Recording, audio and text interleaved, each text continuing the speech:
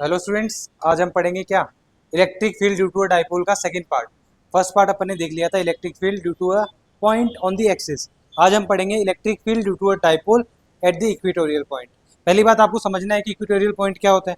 अभी हमने देखा था कि अगर मेरे पास यहाँ पे Q1 चार्ज है और मेरे पास यहाँ पे Q2 चार्ज है, तो एक्सिस से आपको समझ आ रहा है कि जो इन दोनों के सेंटर को जोड़ रही है इसकी एक्सिस पे वो पॉइंट कहीं पे भी हो। हमने क्या निकाल लिया था, ई एक्सीएल इज इक्वल टू कितना आया था, 2kp अपॉन में एक्स क्यूब। अब देखो मैं इस एक्स की वैल्यू ये थी मेरी यहाँ से लेके यहाँ तक, अगर मैं एक्स को चेंज करता जाऊँ तो इसकी वैल्यू चेंज होती जाएगी। और ये क्यूब रूट इनवर्सली प्रोपोर्शनल है डिस्टेंस के क्यूब के।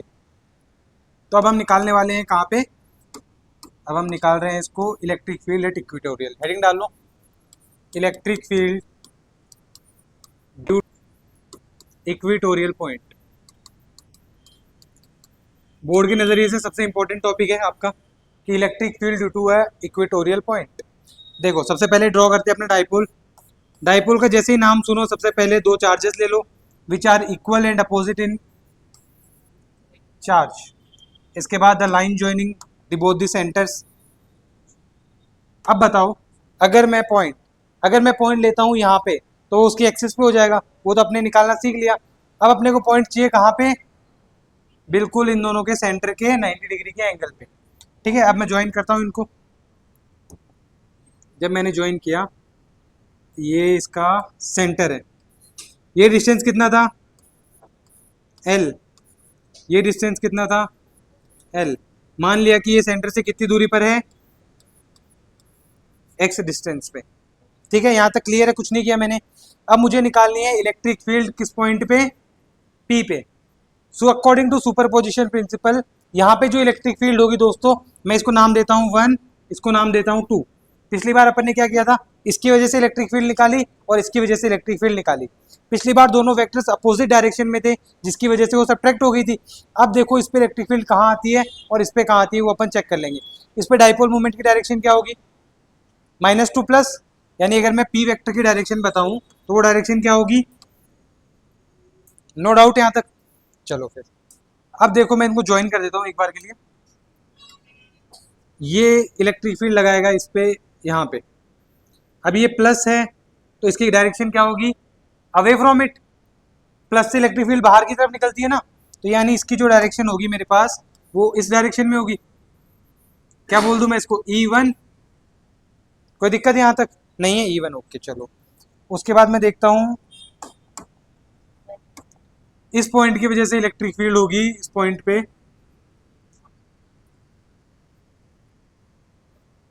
इस तरफ होगी या इस तरफ होगी बताओ, कौन सी डायरेक्शन में होगी। मैं इशारे नहीं समझूंगा, बोल के बताइए। -Q की तरफ, यानी ये जो मैंने एरो बनाया वो गलत है, यानी इसकी डायरेक्शन किस साइड होगी इलेक्ट्रिक फील्ड की, इस साइड। कोई दिक्कत नहीं यहाँ तक भी, ये इलेक्ट्रिक फील्ड देख लिया। अब हमने देख लिया पिछली बार तो एक ऐसे लग रही थी एक ऐसे लग रही थी, तो हमने माइनस कर दिया था। अब ऐसे वैसे नहीं लग रही है। अभी हम सिंपली क्या करते हैं, एक लाइन ड्रॉ करते हैं। क्या चेंज करूं, क्यों दिखाई नहीं दे रहा, ओके मिक्सअप हो गया, ठीक है। अब हम यहाँ पे कोई एंगल ले लेते हैं, इसको मैंने नाम दे दिया थीटा और इसको नाम दे दिया मैंने थीटा। अब एक बात बताओ, यहाँ पे अगर एंगल थीटा बन रहा है तो ये मेरे पास क्या आएगी, E1 cos थीटा आ जाएगी, और इसके परपेंडिकुलर में ऊपर की तरफ क्या हो जाएगा, E1 sin थीटा। E1 को दो कंपोनेंट्स के अंदर डिवाइड कर दिया अपन ने। अब E2 को कैसे डिवाइड करके देखो, ये मेरे पास E2 थी, E2 इसके साथ थीटा एंगल बना रहा है, तो ये मेरे पास क्या हो जाएगा यहाँ पे E2 cos थीटा, और ये नीचे की तरफ क्या हो जाएगा मेरे पास E2 sin थीटा। यहाँ तक अंडरस्टूड है। हमने क्या किया, मेरे पास दो इलेक्ट्रिक फील्ड थे, E1 is in this direction and E2 is towards the -Q charge. ये डायरेक्शन हमको कहाँ से पता चली, जब हमने पढ़ा था इलेक्ट्रिक फील्ड लाइंस के बारे में। उसमें हमने बोला था कि +Q से हमेशा ओरिजिनेट होती है, यानी हमने इसकी डायरेक्शन क्या ले ली, ओरिजिनेटिंग। इस पर क्या होती है, टर्मिनेट, तो यानी इस पर जाके इलेक्ट्रिक फील्ड्स क्या हो रही हैं, टर्मिनेट। अब मैंने देखा कि ये यहाँ से थीटा एंगल बना रही है तो दो कंपोनेंट्स में टूट गई, E1 cos theta and E2 cos theta. As we know that both the charges are equal, as we know that both the charges are equal, this means E1 sine theta is equal to E2 sine theta. और अभी हमने देखा था कि vector में जब एक इस डायरेक्शन में और एक इस डायरेक्शन में तो माइनस होता है, और दोनों अगर इक्वल आएंगी तो दिस विल कैंसिल आउट, यानी E1 sine theta is equal to minus of E2 sine theta. तो इसका मतलब क्या हो जाएगा कि अगर मैं E1 sine theta minus E2 sine theta करता हूँ, sorry, is equal to this, तो मेरे पास आंसर कितना आ जाएगा, 0। यानी होगा क्या, E1 साइन थीटा और E2 साइन थीटा एक दूसरे को कैंसिल आउट कर देंगी, यानी अब जो टोटल इलेक्ट्रिक फील्ड आएगी वो किसकी वजह से आएगी, E1 कॉस थीटा और E2 कॉस थीटा की वजह से। इस पे पी वेक्टर की डायरेक्शन मैंने सही लिखी है गलत लिखी है, कौन बताएगा? डाइपोल मूवमेंट की डायरेक्शन मैंने यहाँ पे सही शो की है गलत शो की है? डाइपोल मूवमेंट की डायरेक्शन होती कहाँ से कहाँ है, माइनस से प्लस। तो ये बात नोटिस करो बच्चों, तुम्हें कंफ्यूज करने के लिए मैंने यहाँ लगा दी, तुमने बोल दिया हाँ, ऐसा थोड़ी चलेगा। पी की डायरेक्शन कहाँ से कहाँ होगी, माइनस से प्लस की तरफ। ओके, अब मुझे निकालना क्या था, net electric field eight point पे। तो वो किस किस की वजह से हो रही है, E1 E2 cos थीटा की वजह से। मुझे पता है E1 is equal to E2, तो मैं इसको क्या लिख सकता हूँ, 2E cos थीटा। ठीक है, इस डिस्टेंस, ये डिस्टेंस हमें पता है, नहीं पता एक बार के लिए मैं कितना मान लूँ, R। तो E नेट कितना हो जाएगा मेरे पास, 2, E की वैल्यू कितनी हो जाएगी, KQ अपॉन में R², और यहाँ पे कितना आ गया, cos थीटा। इजी है पहले वाले से, बिल्कुल इजी इजी आंसर आ रहा है। अब कुछ नहीं करना आपको, आर की वैल्यू डाल दो। आर की वैल्यू क्या होगी, डायग्राम से देखें, पाइथागोरस लगाओ यहाँ पे, r is equal to under root x square plus l square. कोई दिक्कत नहीं यहाँ तक, तो यहाँ पे वैल्यूज पुट करते हैं, 2KQ अपॉन में R² प्लस एल स्क्वायर की पावर 1/2। नो डाउट यहाँ तक। साथ में क्या लगा हुआ हमारे पास, कोस थीटा।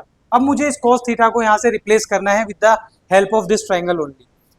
ट्रिग्नोमेट्री सबने पढ़ी हुई है, कॉस थीटा क्या होता है, बेस अपॉन हाइपोटेनियस। तो cos theta is equal to, base कितना है मेरे पास, एल, हाइपोटेनियस वो सॉरी वो कितनी है, एक्स, यानी कि cos theta is equal to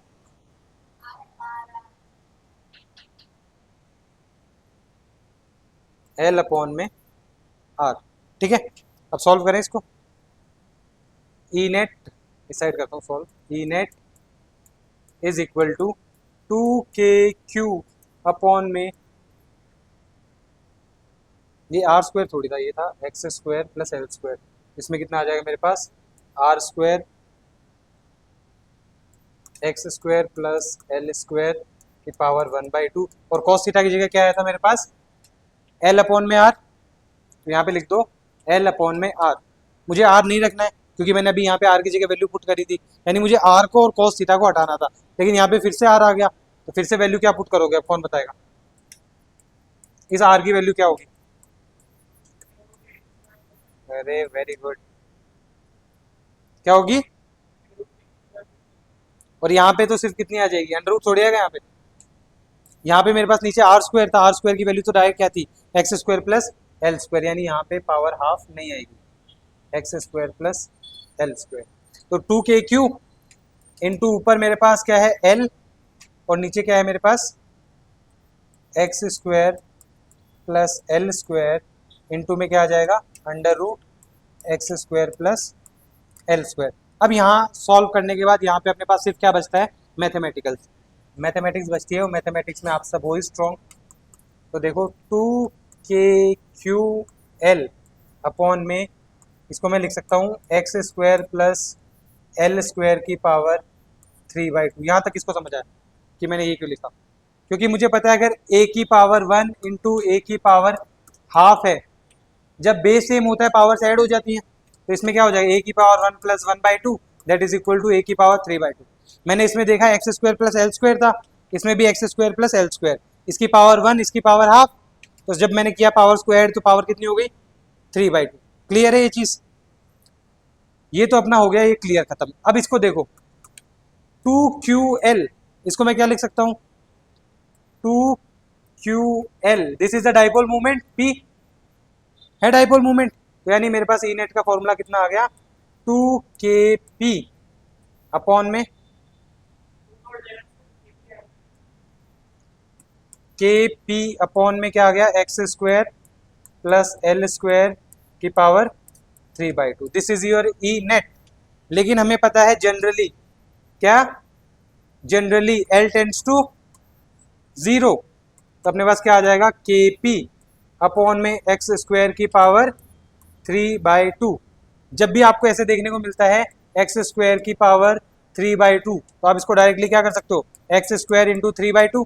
जब पावर की पावर होती है तो मल्टीप्लाई हो जाती है। हमने देखा था एक्स की पावर 2 की पावर 3 होती है तो कितनी बन जाती है, एक्स की पावर 6। अब यहाँ पे 2 इंटू 3/2 में कैंसिल आउट, यानी मेरे पास ई नेट कितनी आ गई अब,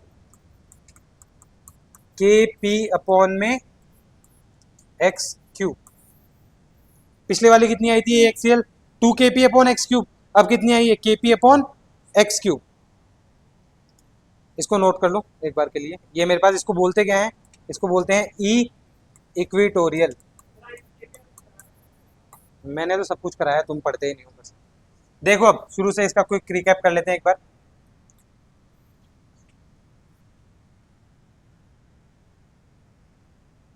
क्वेश्चन क्या अपना था, अपना electric field due to a dipole. Dipole की वजह से इलेक्ट्रिक फील्ड निकालनी है, कहाँ पे, एट इक्विटोरियल पॉइंट।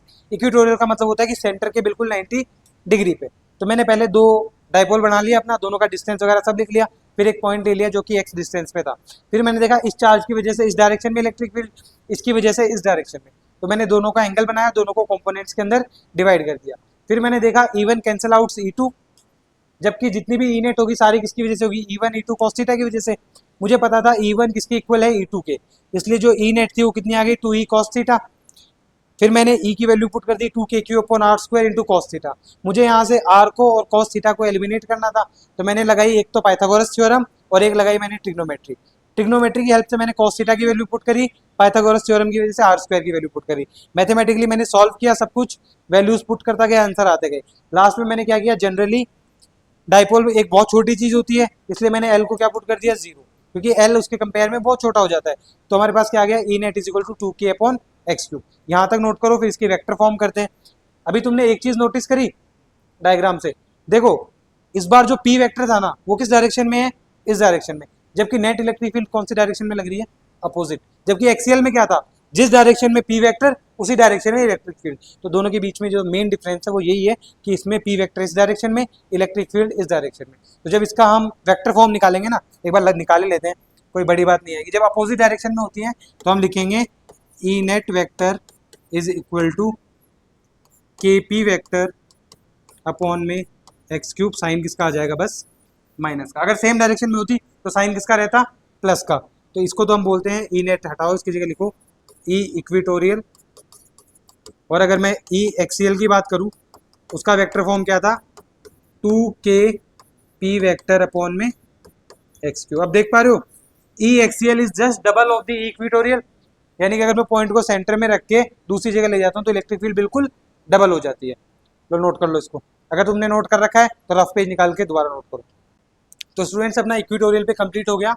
अब हम देखने वाले हैं electric field due to a dipole at any point in this space. यानी हमने अभी देख लिया था कि एक्सिस पे कितनी होती है, कितनी होती है एक्सिस पे 2kp upon x cube, equatorial पे कितनी होती है, kp अपॉन में एक्स क्यूब।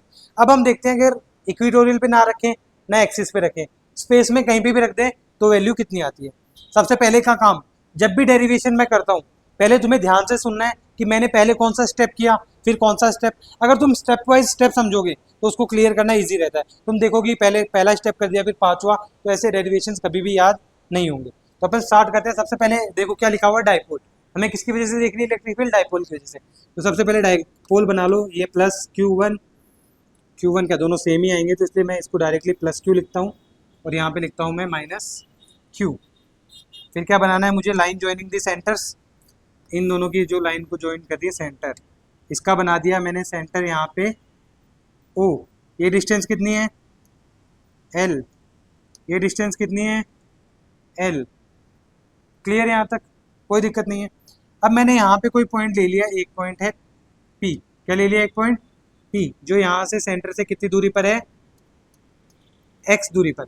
अब बच्चों तुम देख रहे हो कि ना तो इक्विटोरियल पे है ना ये एक्सिस पे है, दोनों के बीच में अब एक बात बताओ, ये एंगल कितना हो जाएगा यहाँ पे, थीटा।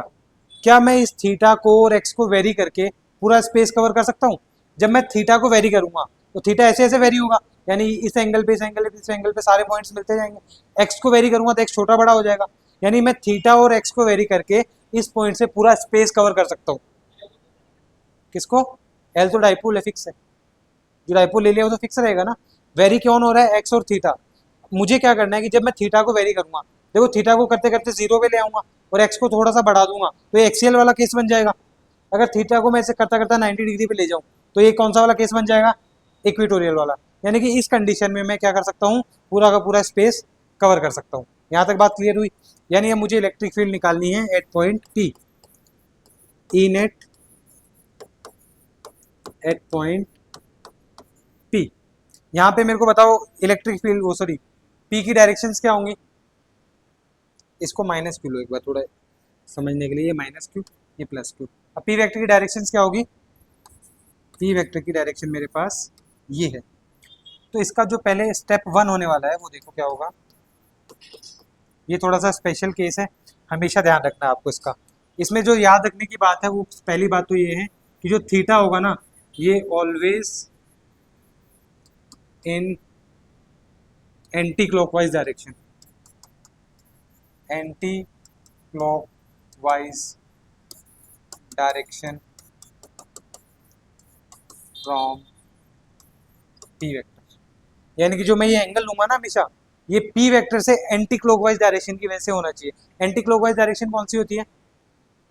देखो दो डायरेक्शन होती है, एक तो ऐसे वाली और एक ऐसे वाली। इन दोनों में से क्लॉकवाइज कौन सी है, एंटी क्लॉकवाइज कौन सी है? ये वाली एंटी क्लॉकवाइज है और ये वाली क्लॉकवाइज। यानी कि अब मैं जो एंगल नापूंगा वो यहाँ से लेके यहाँ तक नापूंगा। ठीक है, एक बार के लिए बेसिक चीजें देखो। अगर तुम्हें कोई डाइपोल ऐसे दे दिया जाता और क्वेश्चन पूछता तुम्हें ये माइनस क्यू है और ये प्लस क्यू और ये बना दिया, तो इस बार एंगल ये वाला थीटा लोगे या ये वाला थीटा वन लोगे? कौन सा लोगे एंगल काम में? थीटा वन लोगे बिल्कुल। बच्चे क्या करते हैं, उन्हें एंगल ये दे दिया होता है 60 डिग्री तो डायरेक्ट फॉर्मूला लगा देते हैं, कौन सा ले लेते हैं? एंगल 60। अगर यहाँ पे साइन ऐसे होता प्लस क्यू माइनस क्यू, अब कौन सा एंगल लोगे? थीटा या theta one?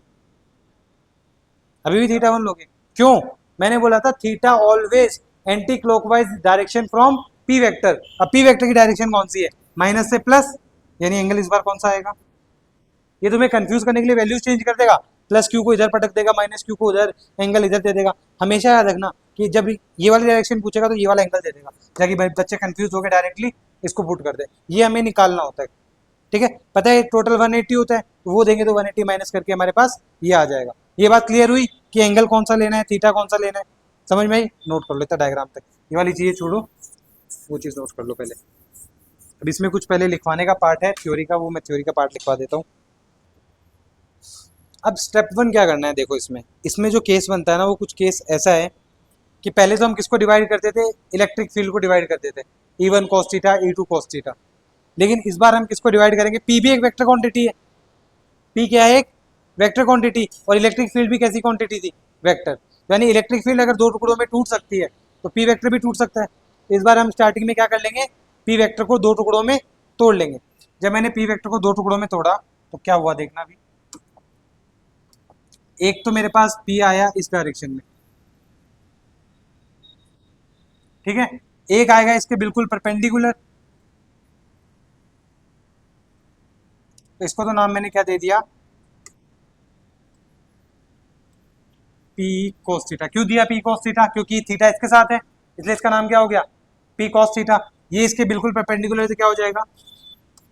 P sine theta. इतना करते ही मेरा क्वेश्चन सॉल्व हो गया। अब सोचोगे सर क्वेश्चन कैसे सॉल्व हो गया इतना करते ही? अब मैंने एक चीज देखी कि ये मेरे पास क्या है? P cos theta.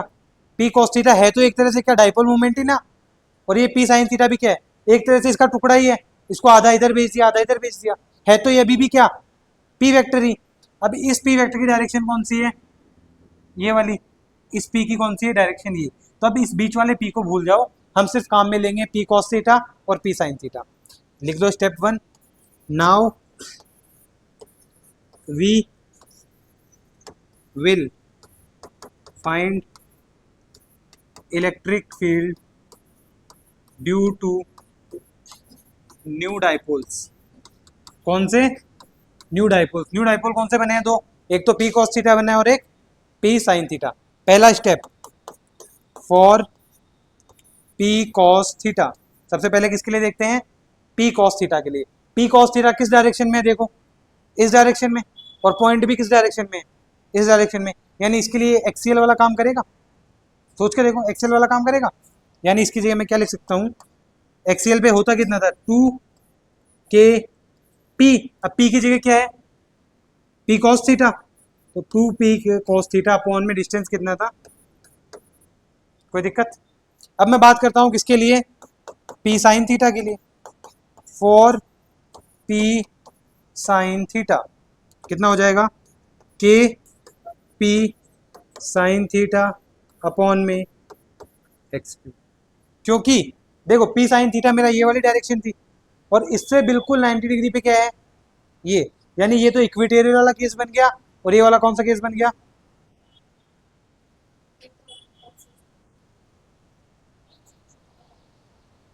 एक्सियल वाला, और ये इक्वेटोरियल वाला। अब क्या कर देंगे? हमें निकालना है क्या?